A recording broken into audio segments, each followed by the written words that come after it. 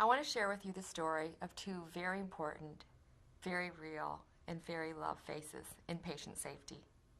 One, the precious young face of my newborn son, Cal, and the other, the face of my late husband, Pat. Cal was born a healthy baby boy on March 23, 1995, in a large, accredited hospital that delivers over 5,500 newborns a year. Cal was first noted to be jaundiced through visual assessment at 16 and a half hours old, but a bilirubin test was not done. Cal's skin was described to be jaundiced again through visual assessment when he was 23 hours old, but a bilirubin test was not done. Cal was discharged from the hospital when he was 36 hours old and was described as having head-to-toe jaundice, but a bilirubin test was not done. The information we received about jaundice was a simple brochure that never mentioned jaundice could cause brain damage. We were told to put Cal in the window for sunlight, not to worry, and to call the newborn nursery or our pediatrician if there are any changes in sleeping, eating, or any other behavior. On day 4, I called the newborn nursery and told them that Cal was still yellow, lethargic, and was feeding poorly. They asked me if I was a first-time mom, and then assured me there was no concern since sleepiness was to be expected. They told me to unwrap him and tickle his feet, and if that didn't work, to call the pediatrician. We immediately took Cal to the pediatrician, and he noted the jaundice by visual assessment again. A bilirubin test was not done. We were told to wait 24 hours to see if he would improve. We continued to call the pediatrician throughout the next 24 hours, reporting that our child was changing before our eyes. Yet we were repeatedly told not to worry and to wait for 24 hours. At 5 days of age, the pediatrician admitted Cal to the pediatric unit. Cal's bilirubin was tested for the first time, and it was one of the highest recorded bilirubin levels at the hospital. Treatment was limited to phototherapy. Again, we were told not to worry. A resident did Cal's history and physical upon admission, and due to confusing chart entries, documented the wrong blood type for Cal. A blood incompatibility was ruled out. We later found out that Cal's jaundice was due to a common blood incompatibility and was very easy to treat. On day 6 in the afternoon, Cal had a high-pitched cry, respiratory distress, increased tone, and he started to arch his neck and back. These behaviors were all acute symptoms of kernicterus, or brain damage from jaundice. Again, we reported the unusual behavior to the providers and staff, and again, we were told not to worry. Cal was later diagnosed with classic textbook kernicterus. Cal has athetoid cerebral palsy throughout his entire body, neurosensory hearing loss, enamel dysplasia on his front teeth, crossed eyes, and other abnormalities. Today, Cal cannot walk independently, his speech is impaired, he drools, and he has uncontrollable movements of his arms and legs. In 1999, my husband Patrick, who was a face of panache, ambition, confidence, and strength, also suffered a medical error. It was discovered that Pat had a mass in his cervical spine, and because of the size, shape, and behavior of the mass, it was thought to be a slow-growing benign tumor.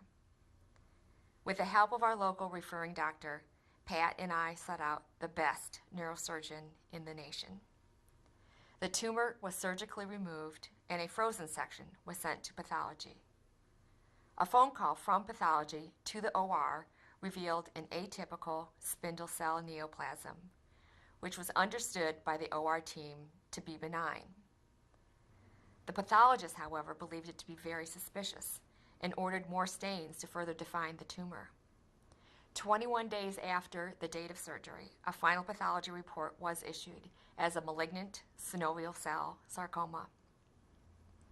The report was apparently sent to the surgeon's office, but was either filed without the surgeon ever seeing it, got lost, or was misplaced. The cancer was never communicated to Pat, our local referring doctor, or me, and it went untreated for 6 months. Pat's neck pain returned, so we went back to the neurosurgeon to find that the tumor had grown to the size of the surgeon's fist. Head spread, and had invaded his spinal cord. Upon removal and a pathology, it was again diagnosed as a sarcoma. Pat's chances to survive his cancer were reduced dramatically by the communication failure.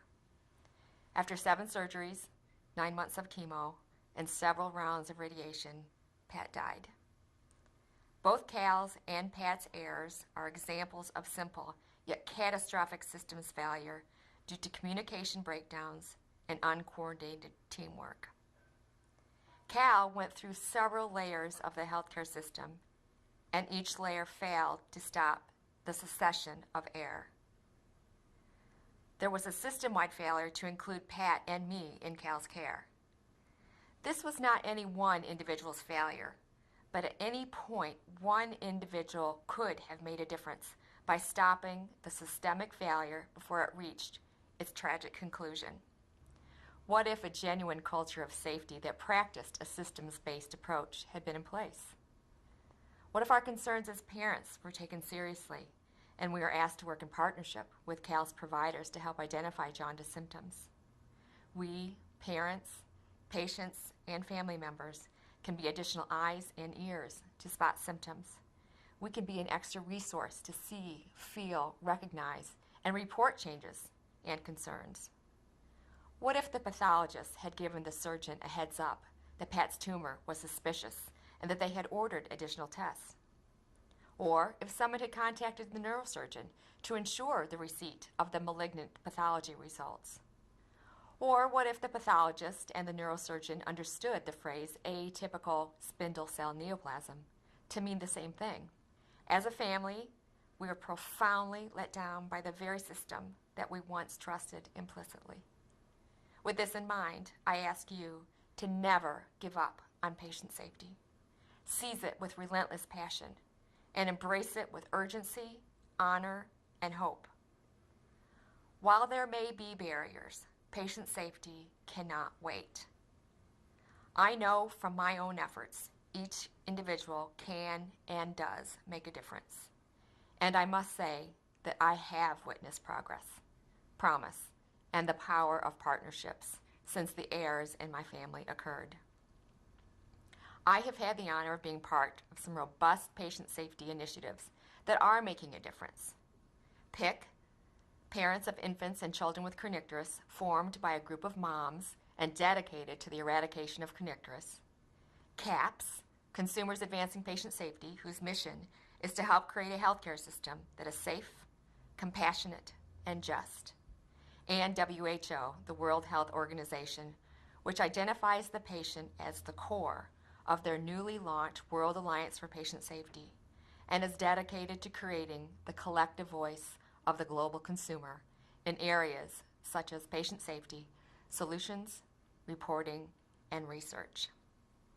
These initiatives are all harnessing the passion, the hard-won knowledge, and the spirit of the consumer to work in partnership with healthcare agencies, professional organizations, providers, accreditors, and the insurance industry. Your spoken word, your courage to challenge, your will to engage in teamwork, and your determination to ensure no harm can all be pivotal in determining if a patient lives or dies. You have a powerful opportunity to revolutionize patient safety by recreating how healthcare is delivered. As a team, as a system, as a champion. You are the front line. You are the decision makers. You are our partners. You are not just an individual working in isolation, but the pillar and the cornerstone in patient safety. Ask yourself, how can I be part of the transformation of healthcare and patient safety? Because working in partnership with each other, your coworkers, and your patients, we can make a difference so that daddies and babies and other precious family members and friends are safe from harm. Thank you.